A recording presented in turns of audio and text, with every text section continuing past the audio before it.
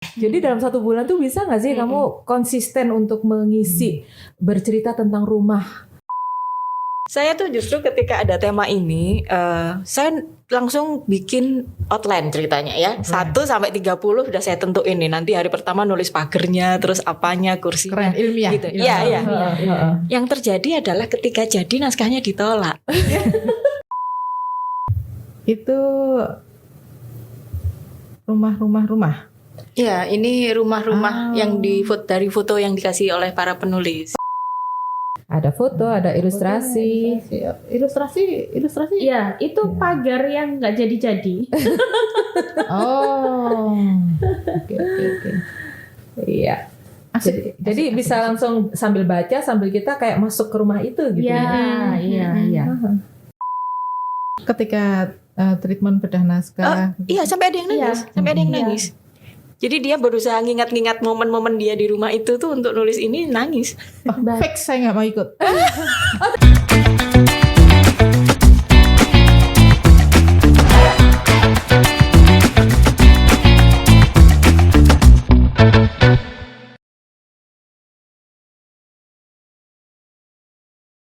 Hari yang istimewa. Hari saya selalu istimewa. Karena ketika saya tampil di depan Tribuners, maka selalu ada sesuatu yang akan saya bagikan. Tentu bukan hanya dari saya, tetapi dari teman-teman yang datang di studio Harian Surya dan Tribun Jatim Network. Salam jumpa Tribuners, hari ini saya katakan istimewa karena saya memegang buku yang asik. Ini bukunya, Rumah Berdinding Kisah. Dan hari ini saya bersama 3 penulis itu sudah siap untuk berbagi bersama teman-teman. Apa yang ingin dibagikan, saya tuh manut pada penulis-penulis ini karena mereka ini senior-senior. Penulis senior yang benar-benar senior loh.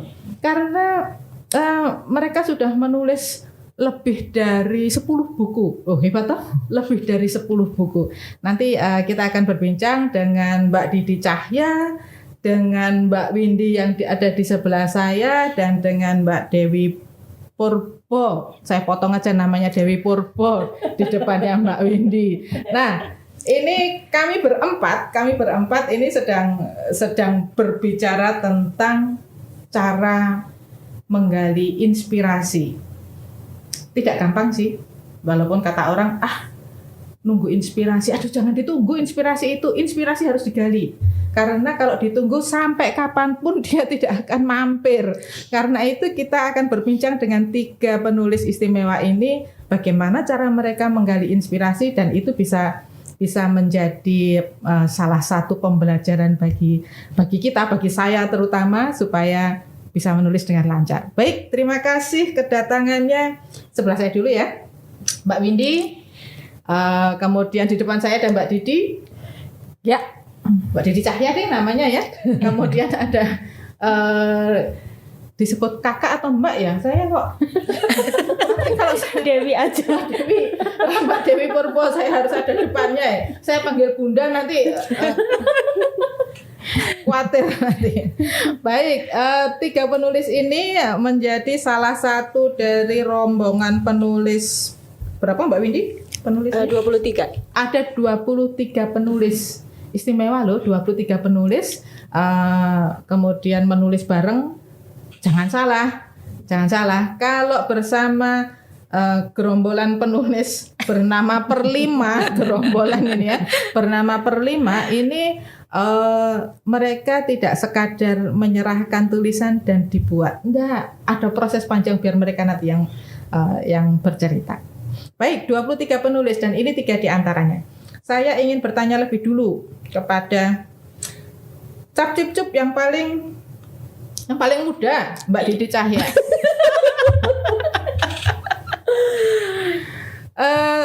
Sebentar, tadi saya mengatakan ini senior penulis ya. 3-tiganya ini senior banget kepenulisan. Mbak Didi udah punya berapa buku? Buku solo belum ada, tapi sebagai co-writer saya lupa ngitung. Terus untuk kumpulan antologi baik bersama Pat Media itu Saya juga lupa ngitung. Kalau per 5 ini baru sekali ini saya gabung. Pat media itu apa? Per 5 itu apa? Saya tadi ngomong gerombolan ya kalau saya belum tahu. Per 5 itu apa? Pat media itu apa? Jadi kalau di Pat Media itu saya kebanyakan nulis di HIIB, Hidup Ini Indah Babe. Nah itu kan ada gerombolan yang lain lagi. Di situ udah nggak kehitung juga karena memang saya dari awal buku kuning tuh saya ngisi terus, kecuali yang antologi tentang ayah saya absen di situ. Nah di per 5 ini saya diajak bergabung karena saya di per 5 kan sebenarnya dewan pengawas ya, jadi waktu itu nggak ada kewajiban untuk nulis, tapi masa anggotamu pada nulis, ini dewan pengawasnya nggak ikut nulis, akhirnya nulislah saya. Dan kalau ditanya sudah berapa buku, boleh buka CV dulu nggak sih? Nggak, bukannya apa-apa, tapi kalau kerja keroyokan alhamdulillah banyak. Kalau buku solo yang benar-benar ide saya atau apa belum. Nah itu nanti ada sumber inspirasi kenapa kok belum, itu nanti deh. Baik. Kalau misalnya absen di ayah, hidup ini indah bro, hidup ini indah babe. Teman-teman, Pat Media itu Iya, dia publisher. Publisher. Publisher. Si publisher ini unik karena hobinya mengumpulkan orang-orang yang senang menulis. Betul. Tidak senang menulis pun digebuki menjadi senang menulis. Betul. Ada treatmentnya, dan treatmentnya itu terus terang menyakitkan, tetapi hasilnya istimewa. Dan biasanya udah lolos Pat Media yang sudah punya antologi, sudah punya buku ber-ISBN, gabungnya ke per 5. Per 5. Nah, Per 5 itu apa sih? Per 5 apa Mbak Windy? Per 5 itu kepanjangan dari Perempuan Penulis Padma. Jadi gara-garanya adanya per 5 ini juga dari ibu foundernya, ini dari Pat Media juga, Ibu Wina itu penulis-penulis perempuan ini dikumpulin jadi satu. Nah kita ini yang dekat, yang bisa dikatakan muridnya lah ya, diajak untuk berjibaku di situ mengurus per 5. Tapi ibu founder marah loh nanti kalau dipanggil Bu Wina, kan minta kakak. Iya, kakak Kak Wina. Wina. Maaf ya Kak Wina. Jadi per 5 perempuan. Perempuan. Nggak ada yang laki kah? Gerombolan laki-laki? Nggak ada. Kalau di per 5 nggak ada. Penggembiranya banyak laki-laki, tapi kalau anggota khusus perempuan. Iya. Tapi ada hidup ini indah bro. Ya. Kemungkinan akan dibuatkan gerombolan baru kah? Gimana ini? Tanda tanya. Tanda tanya. Tapi memang pengalaman dari Request-nya banyak sih. betul, permintaan tuh banyak. Tapi kita lihat sendiri kemarin waktu Hidup Ini Indah Bro, memang antusiasmenya cukup tinggi, tapi tidak setinggi yang perempuan-perempuan ini untuk berkomunitas, untuk berkumpul, untuk berorganisasi. Jadi kalau permintaan para lelaki berkumpul untuk menulis buku itu ada, tapi untuk berorganisasi belum ya, belum muncul keinginan itu. Tapi kita lihat aja nanti. Baik, ini buku kedua. Setelah buku yang pertama? Buku pertama Kofat Covid, Bungkusan Boyband dan Menunggu Kabar Baik. Itu antologi isei juga. Antologi isi. Itu tiga item, satu judul. Itu judulnya. Iya. Kofat Covid, Bungkusan Boyband Bungkusan dan Boyband. Menunggu Kabar Baik. Judulnya dikasih Bapak Afrizal Malna. Iya, sebagai mentornya waktu itu. Urusan mentor ketika penulisan. Seperti apa sih? Kalau saya mengikuti belajar menulis cerpen, belajar menulis esai, itu kan, hai para murid, ini materinya, silakan dipelajari, silakan kalian membuat. Oke, selesai. Setelah itu, mari kita membuat buku. Seperti itukah kalau treatment di Pat Media per 5? Adakah yang bisa bercerita? Siapa? Siapa yang mau bercerita? Ini mungkin salah satu korban. Jadi kalau dari pengalaman saya ya, ikut kelas di Pat Media itu kenapa kok saya nagih di situ? Beberapa kali saya ikut kelasnya, mentoringnya itu enak sekali gitu. Dia tidak hanya memberikan materi, tapi juga ada diskusi interaktif juga yang melibatkan, pokoknya kita nggak cuman dijejeli ilmu aja, tapi murid juga harus aktif untuk ada PR-nya, ada evaluasinya. Dan kemudian setelah itu tuh tetap ada semacam bukan semacam ya, kurasi. Ada kurasi. Jadi dari Bedah naskah. kenapa? Bedah naskah. Bedah naskah. Ya, bedah naskah. Jadi dari awal sampai akhir itu kita tidak dilepaskan sendiri seperti yang pada umumnya terjadi di luar sana. Akhirnya ya nagih itu. Dan kita diajak untuk selain aktif kita bisa dekat ya dengan para mentor yang terlibat di kelas menulis itu, gitu Mbak Enda. Di rumah berdinding kisah ini mentornya siapa? Mentornya siapa ya? Banyak ya. Waktu itu kita dibagi 2 pembimbingan dengan Mbak Kak Wina Bojonegoro Kak, jangan salah sebut. sama Kak Indria Pramuapsari. Iya. Oh. Gitu.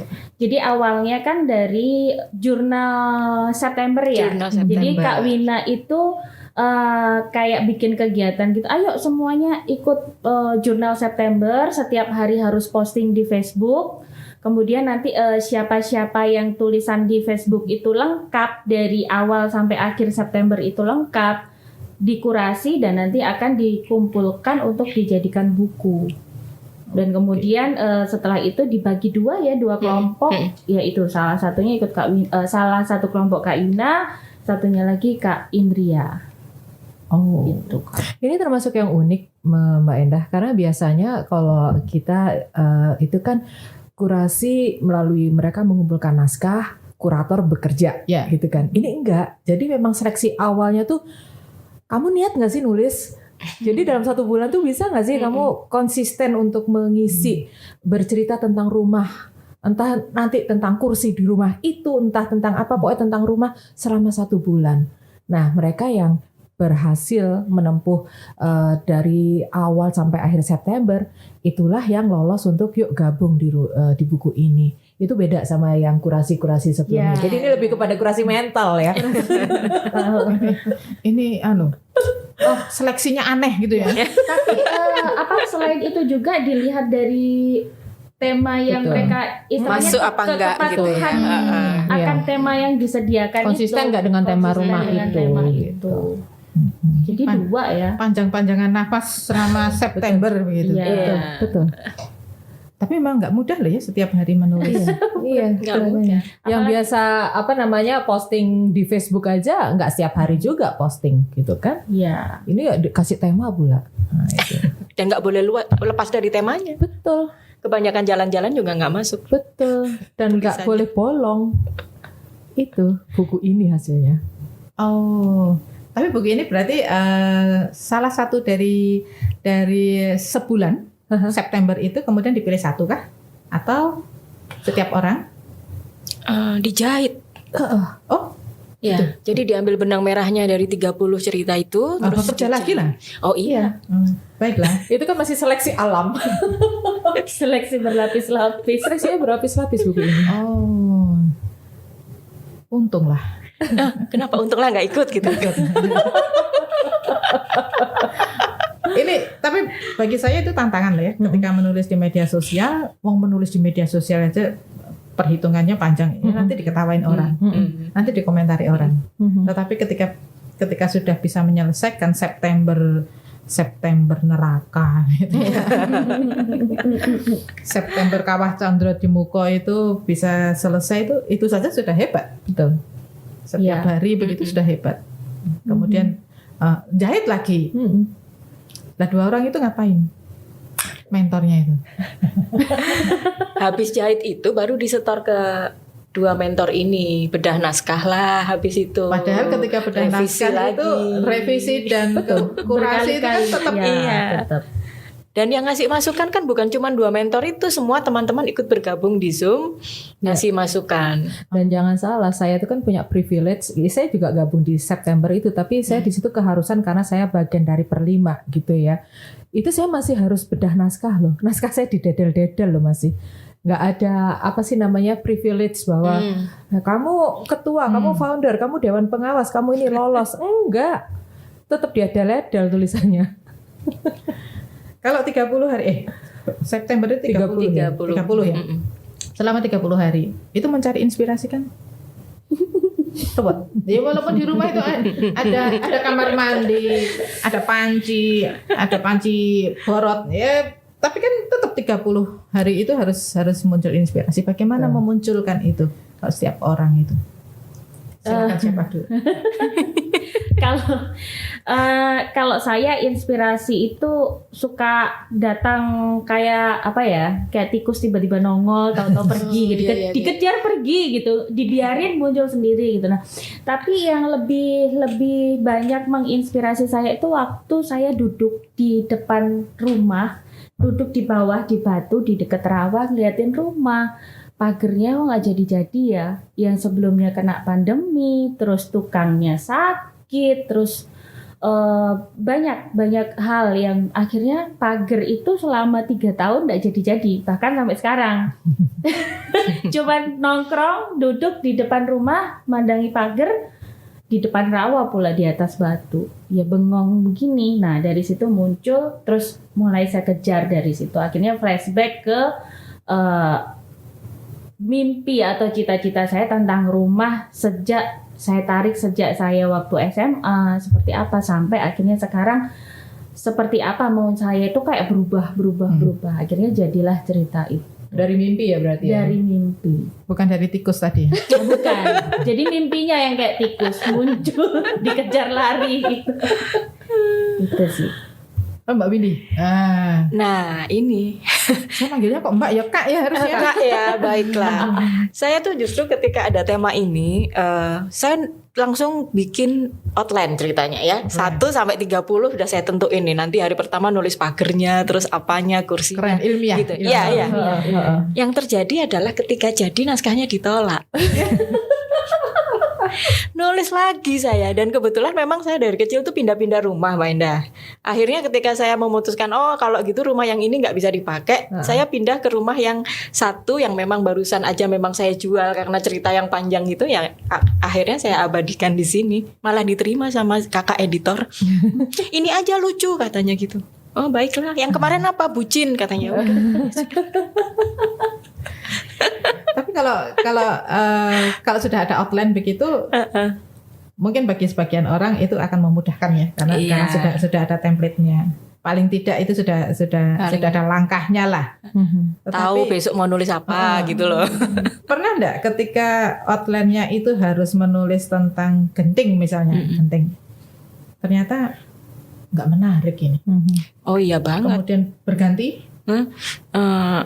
Yang ada berhenti, nggak nulis, nanti aja deh diterusin kalau nemu lagi apa yang menarik dari ini gitu. Karena kan jujur 30 topik tiap hari itu kan nggak mudah sebetulnya gitu. Kan rumah ya kadang-kadang itu aja, tapi mungkin yang menarik adalah setiap sisi rumah itu punya kenangan. Nah itu loh yang saya gali-gali. Misalnya kayak ada kamar mandi, dulu pernah ada yang mengganggu di kamar mandi itu, nah itu ditulis gitu kan. Nah itu lucu, nanti pindah ke yang lain, dapur kok nggak ada bagus-bagusnya dapurnya kan kayak gitu. Banyak, jadi diturunin nulis lagi. Tapi ini apa tetap setia pada outline, disiplin? Enggak juga. Terus apa? Enggak, tapi sebagian besar akhirnya nurut gitu loh. Paling enggak di awal tuh semangat ada. Okay. Eksekusi entahlah. Kita kan penulis yang menganut nulis dulu, selesai belakangan. Iya, semangat di depan kan Kak ya. Akhirnya jadi ditolak loh. Artinya mungkin bagi dua kurator itu ini gaya outline, ini gaya yang tidak mereka mau. Ya gitu. setelah di outline kan dijahit lagi jadi satu cerita. Yaitu yang cerita itu ditolak. Oh baiklah, aku pikir ya sudah nulis lagi tanpa outline. Tanpa outline. Ternyata lebih mengalir. Mengalir. Begitukah Mbak Didi? Saya tuh nulis karena terpaksa. Karena waktu September tuh saya nulis cuman sekali dari 30 hari itu. Karena apa sih yang menarik dari rumah? Bagi saya nggak ada yang menarik. Terus waktu itu, ayolah Di, kamu harus menulis. Besok itu deadline. Kak Wina bilang kayak gitu. Akhirnya saya nulis, oke, saya tinggal hidup tuh ada di 4 rumah dari kecil sampai dewasa. Saya malah memilih untuk nulis tentang kos-kosan. Saya bilang, kos-kosan itu termasuk rumah nggak sih? Karena bagi saya itulah rumah yang banyak ceritanya. Karena kita kan hidup dengan banyak orang, dari banyak ini. Ya sudahlah pokoknya ditulis. Akhirnya saya tulis. Nah, kalau ditanya inspirasinya dari mana gitu, nggak dari mana-mana, karena ada kewajiban menulis. Saya itu kan penganut penulis cuan kan. Kalau nggak ada cuannya saya nggak nulis gitu loh. Termasuk di sini kan ada kewajiban, tanggung jawab moral saya untuk menulis gitu. Jadi ya sudahlah, tulis aja keseharian saya. Tapi prinsip saya, ada orang kan banyak yang gini, nggak ada yang menarik dari rumahku, nggak ada yang menarik dari kehidupanku, keseharianku, apa yang mau ditulis. Kadang-kadang memang kehidupan kita tuh nggak semenarik itu. Tapi kalau kita bisa menuangkannya dengan cara yang lebih mengalir, lucu, atau ada sarkasme di situ, jadi tulisan kok. Jadi kalau ditanya, di inspirasimu dari mana? Dari kepepet aja. Saat kepepet ya, apalagi kita pernah jadi jurnalis ya. Di saat kita nggak ada tugas penugasan dari kantor tuh kan kamu harus tetap menulis. Nulis apa ya gitu. Jadi apa yang sama itu tadi, tikus muncul, cuman bedanya dia tikusnya lari-larian, saya tikusnya saya tangkep gitu. Jadi kalau ditanya ya apapun itu bisa saya tulis. Karena memang apalagi kalau ada kewajiban itu tadi kan. Kewajiban. Pernah loh saya nulis tentang real estate, saya pernah juga nulis tentang web community yang itu saya sama sekali nggak tahu, nggak paham. Inspirasinya dari mana? Ya cuan, saya dibayar untuk itu. Masuk di sini karena ada kewajiban moral. Jadi inspirasinya dari mana? Keseharian kita, tulis aja deh. Urusan cuan. Benar. Membuat seperti ini, cuannya besar nggak sih? Bagi saya pribadi, cuannya itu kalau nominal tidak terlalu besar. Ya, oke lah kalau kita HPP ini kelihatan lah cuan. Tapi kalau jualan cuma 5, cuma 4 ya nggak cuan ya. Tapi lebih kepada portofolio kita. Itu more than nominal. Jadi kamu udah pernah nulis? Pernah? Mana? Itu more than cuan loh. Portofolio. Dan itu mungkin orang-orang kan mikir, ngapain sih nulis nggak laku, ngapain sih nulis nggak ini. Sekarang kartu nama kita tuh ada bukti kerja kita, termasuk di buku ini. Ini loh contoh tulisan saya. Jadi kalau saya ada klien, nggak susah-susah. Cuan kan, Mbak? Iya sih. Modal untuk cuan yang berikutnya. Modal untuk cuan, ini portofolio kita loh. Kemana-mana bawa aja. Ini loh gaya penulisan saya seperti ini. Yuk gimana? Mau bukunya saya tuliskan? Yuk berangkat MOU. Cuan. Baik. Menarik ini, menarik. Penulis cuan. Tulis cuan. Inspirasi kita ya. Iya. Jangan pernah keluarkan buku ini dari tas Anda. Iya. Modal cuan kita ya. Ini seberapa sulit sih menulis? Kan nulisnya keroyokan kan, gitu kan? Biasanya gitu. Nulisnya keroyokan gampang. 23 orang paling 5 halaman lah ini. Titik terberatnya di mana? Ketika menulis ini. Atau Saya nggak ketika antologi yang penuh kurasinya perasaan lebih lama daripada treatmentnya. Titik terberatnya itu ketika apa yang sudah kita tuangkan itu ditolak mentah-mentah karena tidak cocok. Jadi seperti yang Kak Windy sampaikan tadi juga saya alami juga. Jadi jurnal September dari awal sampai tanggal 30 itu tidak dipakai semua, cuman ngambil judulnya aja tapi tidak isinya. Judulnya apa? Masih bagus judulnya dipakai. Mimpi, tapi harus menulis lagi. Seperti itu. Dan titik terberat berikutnya adalah ketika sudah jadi tulisan baru, ini kurang begini, ini kurang begini. Jadi kita harus mencari lagi diksi, menjahit lagi. Seperti itu. Dan yang paling nggak enak ketika saya juga garis bawahi Mbak Didi juga, ketika itu kena deadline ini harus jadi tanggal sekian, sedangkan kita kena revisi tapi mood kita sudah ambiar. Menaikkan moodnya seperti apa? Kan berpegang dari ini harus jadi. Menaikkan mood itu karena nggak ada resep apa-apa sih selain ini tanggung jawab. Oke. Ini nilai komitmen. Mau nggak mau, suka nggak suka, selesai tanggal sekian harus selesai. Meskipun harus nangis-nangis, tiba-tiba harus bayi lagi mau tulis apa, bayi mama sudah ambiar gitu. Jadi ya itu titik terberat ketika harus menjahit itu sampai jadi. Itu sih. Ini para pemuja deadline semua. Pemuja deadline. Hidup saya dari deadline ke deadline. Ya. Deadline adalah cuan gitu ya. Tapi ketika sudah jadi buku ini, Ketika sudah muncul, bagaimana perasaannya?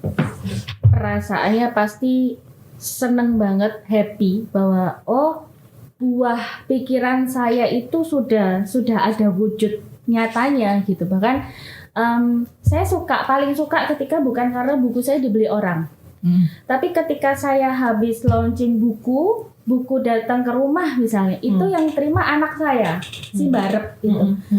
Dia buka, ini buku mama yang baru, Cece mau baca. Itu sudah wah, gitu. Saya nggak peduli orang baca buku saya atau tidak, tapi ketika anak saya buka itu dan merasa seneng, saya bahagia. Itu makanya saya mulai bertobat belakangan. Tobatnya kenapa? Karena awal-awal saya nulis dulu, saya nulis cerita-cerita yang bisa dibilang liar, gelap, endingnya itu sampai pada suatu ketika saya tidak menganggap itu salah ya, karena itu ekspresi kegilaan saya cuma menganggap kayaknya ada yang perlu ditoto lagi karena anak saya pasti minta buku itu untuk dia bisa baca. Kalaupun jangan, ada satu buku yang aku sensor sampai sekarang tidak boleh dibaca anak gitu kan. Jangan, kenapa Mama? Tunggu kamu dewasa. Dia terus bertanya-tanya itu. Jadi ya itu nilai-nilai kebahagiaan saya di situ. Sebentar, di tayangan itu ada itu rumah-rumah. Ya, ini rumah-rumah yang dari foto yang dikasih oleh para penulis. Oh, ada fotonya? Ya, tiap-tiap penulis menyetorkan foto rumah. Misalnya yang rumahnya sudah ambruk atau udah berubah bentuk, itu berupa sketsa. Itu termasuk tempat saya kan udah nggak ada tuh rumahnya, udah jadi ruko atau apa gitu. Fotonya nggak ada, udah deh dibikin sketsa aja gitu. Ini cerita-ceritanya. Ya, ini foto ini pemilihan juga lumayan effort ya. Iya, effort juga karena nggak semua foto yang diberikan itu layak untuk dicetak nantinya. Banyak gitu yang foto lama ya, banyak foto kan? lama, iya. Dan kenapa dibuat hitam putih itu juga karena ada alasan Untuk menyamarkan hal itu. Tapi jadinya malah lebih bagus ya. Karena katanya dengan kenangan ya. Iya. Kenangan itu kan biasanya tidak apa ya. Ya kenangan itu kadang-kadang ada yang pahit, ada yang manis. Kalau dibikin berwarna tuh kayak apa deh, hitam putih aja deh. Iya. Itu ceritanya. Oh, Keren loh. Memuji tulisan sendiri, apa ini sendiri, video sendiri. ini saya dapat buku ini tadi karena ada 3 orang penulis di sini, minta tolong ditandatangani 3-3-nya. Ya ini udah bawa, pada Apa tuh Mon? Podcast kok ada tanda tangan? Lah makanya itu yang di sebelah. Ada bolpennya nggak? nggak ada dong Kak. Pulpen Sambil nunggu ini tanda tangan. Kalau misalnya ada orang yang saya tuh kepengin bisa menulis. Saya pernah nulis mengarang zaman saya SD, tapi sekarang saya kepengin belajar lagi. Ini caranya bagaimana caranya? Karena tiba-tiba 3 orang ada di sini, mereka sudah ikut menulis. Tiba-tiba harus menulis selama bulan September. Setelah itu ada treatment, ada kurasi jadi buku. Ya. Kalau orang yang baru pengen nulis itu harus lari kemana? Itu ke kelasnya Pat Media bisa. Kelasnya apa namanya, Win? Kelas Akademi Menulis Pat Media. Akademi Menulis Pat Media. Oke. Ini sudah batch 8 dan kebetulan batch 8 itu kelasnya dipersembahkan untuk para pemula memang. Jadi tidak ada tuntutan membuat buku di akhir. Materinya sebulan itu memang materi dasar semua. Seperti itu. Atau setiap batch itu memang dituntut membuat buku? Biasanya gitu. Biasanya begitu. Tapi lama-lama ini ya, ada orang yang memang tujuannya belajar menulis. Itu ada, hanya belajar menulis. Banyak juga kan lulusan dari kita yang aku nggak gabung nulis buku ya, gitu. Tuh ada kadang pengen dapat ilmunya. Ada. Jadi ya sebenarnya kan ini kan cuman apa ya untuk merayakan kelulusan kita gitu. Makanya yuk kita bikin buku satu batch gitu. Tapi yang terakhir ini kita benar-benar yang mau belajar. Gitu. Kalau orang pengen memiliki buku ini gimana caranya? Gampang. Hubungi penulisnya. Bisa browsing Didi Cahya, di Didi Cahya Bercerita, hubungi saya bisa jualan. bisa browsing Dewi Purborati, nemu Instagramnya, DM aja dia jualan. Windy juga jualan. Jadi masing-masing penulis Iya. ini jualan. Iya. Karena memang kita harus jadi ini toh writerpreneur toh. Entrepreneur.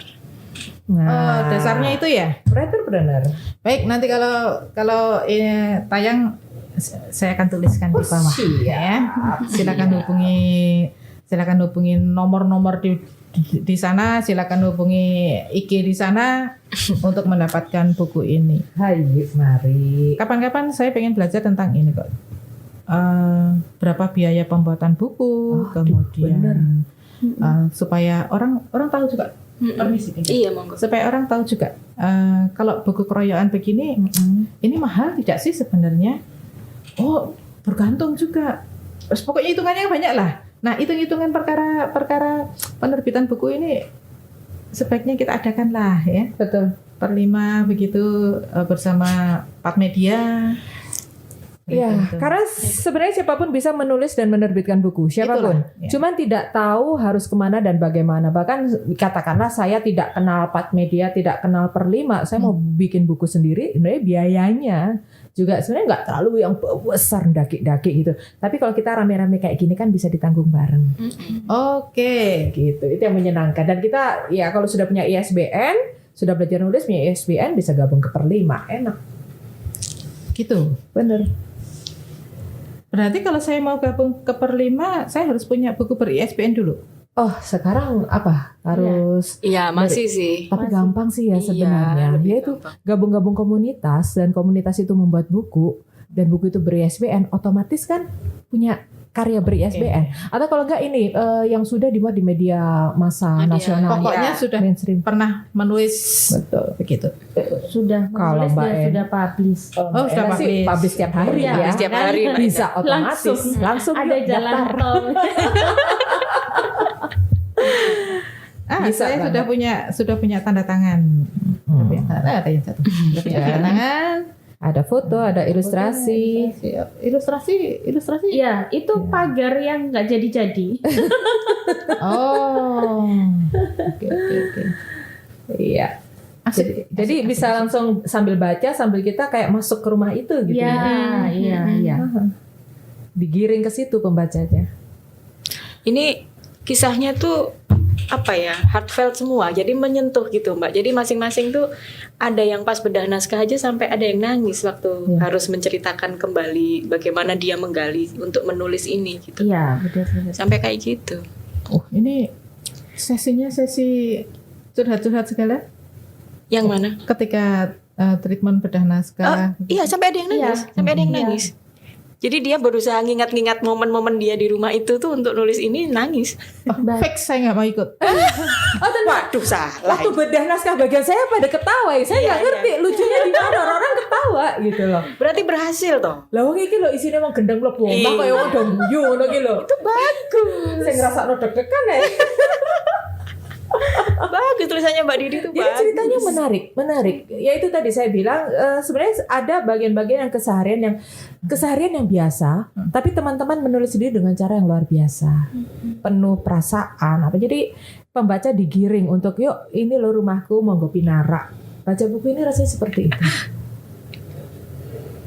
Saya belum bisa membayangkan ya. Dibaca aja nggak usah dibayangin. Karena ada 23 penulis itu pasti 23 cerita. 23 cerita. Iya. Padahal itu jahitan dari 30 hari. 30 hari. Luar Seru. biasa. Ini ide apa lagi setelah Rumah Berdinding Kisah terbit? Apalagi yang mau dilakukan? Ini lagi persiapan mau menerbitkan antologi puisi. Puisi. Ya, Kayaknya ibu-ibu ini ibu-ibunya nganggur semua. Ada yang komen loh, ini kengangguran. Ada tak? Itu serunya Per5. Jadi ada yang memang kuat di fiksi, ayo bikin Ya. buku fiksi. Saya lebih di esai ya, saya gabung di esai. Ada yang suka menulis puisi, dibikinkan antologi puisi. Jadi tidak hanya satu genre. Iya, benar. Menampung semua keinginan para penulis, tapi ya gantian. Dan soal kengangguran tadi sebenarnya bukan karena kita iseng gabut gitu ya, tapi dengan adanya Per5 itu kita punya wadah di tengah kesibukannya kita masih punya ruang untuk mengekspresikan kegilaan kita. Taman bermain. Taman bermain. Sudah ada loh program setahun Iya, itu ada program. Iya, gitu. Jadi memang benar-benar meluangkan waktu. Gitu. Sambil belajar mengatur waktu tentunya. Iya. Ini peluncurannya kapan? Resmi? Yang mana ini? Ya. Kemarin tanggal 3 Juli 3 Juli. di Ciputra World ya. Iya. Situ seru ini. Wah. Ampun sudah. 23 ibu, 23 kakak. ibu. Kakak. 23 kakak perempuan menulis tentang rumahnya, menulis tentang segala sesuatu di sekitar rumah menjadi buku. Dan itu loh, di balik benda ini prosesnya luar biasa panjang dan menyakitkan sebenarnya. Yang kenangannya pahit menyakitkan. Kalau saya malah jadi ini semi healing karena waktu saya menjual rumah yang ada saya tulis ini itu ada perasaan antara rela nggak rela gitu loh ya, karena udah cukup lama tinggal di situ. Nah ketika saya tulis itu seakan-akan tuh udah selesai, selamat berpisah, kita nggak akan berjumpa lagi, tapi saya abadikan di sini. Oh. Dan menulis itu kan bagian dari kartasisme kita juga. Betul. Jadi yang sangat menyakitkan itu sebenarnya proses penyembuhan kita juga, katarsis kita. Ya itu tadi, tempat untuk bermainnya pikiran-pikiran kita sama sampah-sampah hati kita, buku. Bener. Daripada kita ngacau di ini kan sosmed. Bener. Mending tulis aja jadi buku. Kalau Mbak Didi sudah lupa jumlah buku yang ditulis. Kemudian Mbak Dewi? Kalau dari beliau berdua ini saya yang paling junior ya. Buku saya juga masih 10 lebih sekian, tapi saya juga jujur bukannya apa saya lupa. Ini antologi keberapa. Tapi kalau di bawah per 5 ini buku kedua memang. Gitu. Malah mending aku pertama. Yang pertama nggak ikut. Iya. Pertama nggak ikut. Kak Windy? Buku keberapa lupa, tapi kira-kira kalau antologi isi sekitar yang ke 11-12 mungkin. Kalau fiksi lain lagi. Fiksi lain lagi? Fiksi lain lagi 10-an juga lah. Wah, kalau sudah begitu sudah enggak usah antologi lah. Artinya nafasnya kan sudah bisa panjang. Iya. Sedang Perjalanan berikutnya memang cita-citanya ke novel gitu. Nah, tapi menarik Windy. Kalau kita sebenarnya kan untuk saya bilang saya belum punya buku solo. Saya sendiri kepengen punya fiksi ya, novel. Tapi saya tuh penulis bernafas pendek, sprinter gitu loh. Jadi mungkin cita-citanya kalau nggak kumcer ya novela gitu ya. Karena Itu benar Mbak. jadi Ada- karakter penulis itu kan beda-beda. Iya. Jadi sempat ada kelas novel, di situ cuma 10 orang ya. Jadi ada yang memang sudah jiwanya itu bisa menulis dengan Maraton. sepanjang itu. Jadi dia sudah punya koridor cerita yang harus dipilah-pilah jadi sekian bab itu ada. Tapi ada yang terus terang aku nggak bisa ini, aku cuma bisa cerpen kayaknya, itu ada. Iya. Gitu. Jadi saya juga baru sadar di situ. Betul. Oh ternyata nggak semua orang bisa dipaksa untuk nulis novel gitu. Maraton gitu ya. Dan lucunya begini, sebelum saya ketemu Pat Media nih, ketemu Kak Wina gitu ya. Dulu ikut ini antologi kan nggak ada kurasi tuh Mbak. Nah setelah ikut Pat Media, batch 1, 2, 3 dan seterusnya, saya insaf total, tidak ikut yang di luar sudah gitu. Karena di sana tuh saya merasa saya nulis udah dibiarin, mau jelek mau bagus ya udah gitu. Tapi di sini benar-benar digodok gitu loh. Iya, Jadi benar. Nggak peduli kamu udah berapa buku, tetap naskahmu dibedah loh, diada-leda loh naskahku di depan banyak orang di Zoom tuh yang aku, oke. Ada itu bukan jaminan kita mau nulis berapa banyak. Iya. Ada satu mentor ya yang sampai sekarang tetap terngiang itu Mbak. Nggak peduli seberapapun bukumu, kamu jangan sampai menulis buku yang pada akhirnya cuma jadi sampah literasi. Betul.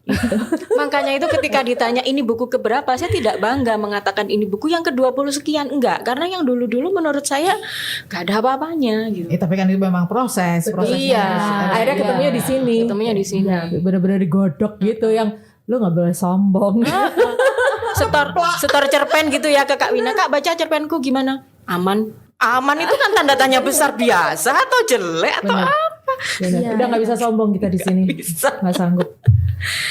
nggak sanggup. Benar. Menjura pada senior nih pokoknya. Justru malah bahagia ya ada bedah naskah itu justru. Jadi kita punya nih satu grup ini, kita biasa ngobrol ya bertiga sama Dewi, sama Kak Vivin, sama Kak Didi. Kalau punya cerpen baru kita suka lempar. Bacaan, coba dihina di sini dulu nih. Iya. Silahkan Sebelum kita mencaci maki. kita lempar ke yang lebih senior, kita hina dulu di sini gitu. Di grup itu suka gitu. Dibantai bahasa kita. Iya. Gitu. Tapi bagus loh treatment penghinaan itu. Iya, luar biasa. Betul. Susah dicari di mana-mana. Iya, iya. Gitu kok ya betah ya sampai page berapa itu? Justru itu yang dicari. 8 ya. Page 8. Ya akhirnya kita terpancing untuk gak berani nulis jelek gitu ya. Tapi bukan terus kita langsung mundur, tapi malah kita berusaha. Kita jadi tambah berusaha. Kalau dulu kita mungkin nulis gampang nulis gitu ya. Sekarang kita mikir 1000 kali kalau mau nulis itu. Jadi saya sekarang kalau ditanya, kalau kan suka nulis misalnya CV apa penulis gitu, saya nggak berani nulis nama saya penulis gitu, saya nggak berani. Malu. Nggak merasa apa ya, masih belum jadi punya kualitas yang sebenarnya gitu loh. Gitu. Udah biar aja lah apa gitu. Pengusaha kuliner gitu. Jualan bakso gitu ya. Tapi ya setiap orang punya proses. Iya, gitu. memang. Cuman ketika tersandung ke 4 media per 5 ini benar-benar terjerembab begitu ya. Terjerembab. Saya terjerembab oleh Mbak Didi. Kenapa? Jadi saya masuk awal ke kelas menulis 4 media itu karena Mbak Didi. Jadi Facebook posting ya waktu itu saya habis lahiran posting ada dibuka kelas menulis di 4 media waktu itu batch 1 ya. Saya daftar. Udah telat ya waktu itu. Tapi Dan awalnya kan dirimu kontak aku karena mau privat ya. Terus akhirnya ini ada kelas nih ikut aja. Padahal aslinya cuma males ngajar private aja dia sih. Iya. Iya. Lama-lama saya tahu gitu. Akhirnya dia terjerembab. Udah nyemplung nggak bisa mentas. Tapi Kak Dewi ini Mbak sempat ikut di beberapa antologi yang lain gitu ya, di penerbit yang lain kita barengan gitu ya waktu itu ya. Waktu itu kebetulan saya bantu untuk seleksi naskah. Saya bilang sama teman saya yang bikin antologi, ini sudahlah kamu jangan jadiin satu buku ini sama Kak Dewi, yang lain tuh kebanting. Jadi Kak Dewi ini tulisannya udah bagus gitu loh, cuman dipoles di 4 media jadi tambah bagus gitu. Nah, yang lain yang di antologi yang lain tuh jadi pingin saya buang-buang aja. Ini kok gini sih?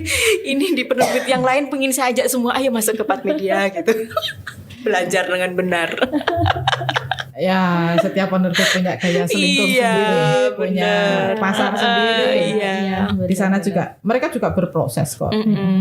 Cuman ya itu tadi ketika masuk ke sini ya dikaplok, iya, Dibanting, dicelupin, dihina, tapi setelah itu bersih clean begitu ya. Celing dan menjadi seperti ini. Ini yang istimewa. Ini belum puncak sih. Ini belum puncak karena pasti ada puncak-puncak yang lain. Asik. Gimana mau berapa jam? Mau dibikin YouTube 24 jam? Kapan hari kan ada TikTok 24 jam tuh. Ayo bikin YouTube 24 jam. Sanggup gitu ya kita ya? Enggak. Aku menulis 30 hari aja sanggup loh. Baik. Saya masih punya tabungan lagi kok. Nanti ada tayangan lagi, ada podcast lagi ngobrol tentang topiknya beda lagi sih. Masih tetap buku ini, karena akan ada banyak yang bisa digali, ada banyak yang bisa kita pelajari. Bagaimana menggali inspirasi. Ya setiap orang berbeda-beda sih, tapi dari tiga narasumber ini munculnya bisa kita tangkep lah si inspirasi itu, tapi jangan menunggu. Nah menunggu itu loh sampai subuh itu ya nggak ada yang lewat terus gimana? Nggak bakal jadi tulisan. Baik, terima kasih Kak Didi, terima kasih Kak Dewi, terima kasih Kak Windy, terima kasih. Sama-sama. Istimewa banget sudah datang di sini. Ini bagian kecil dari 23 penulis, 23 orang yang terjerembab masuk ke komunitas yang benar-benar asik ini sebenarnya. Silakan kalau ada teman-teman yang ingin bergabung, nanti akan saya tuliskan di bawah ya. Silakan menghubungi mereka di sana. Kita akan sama-sama belajar. pahit sih belajar. Seperti kata mereka bertiga pahit, tetapi itu proses. Ketika proses itu sudah dilewati, nah itu tadi seperti Kak Windy bilang, cerpen Kak Dewi ketika masuk ke antologi yang lain, itu sudah kelihatan bedanya. Nah, baiklah, terima kasih banyak kebersamaan ini bertiga. Kemudian terima kasih juga sudah menyaksikan kami. Pasti akan bertemu lagi. Masih berbicara tentang buku ini dengan topik yang berbeda. Sampai jumpa. Terima kasih. Makasih. Terima kasih.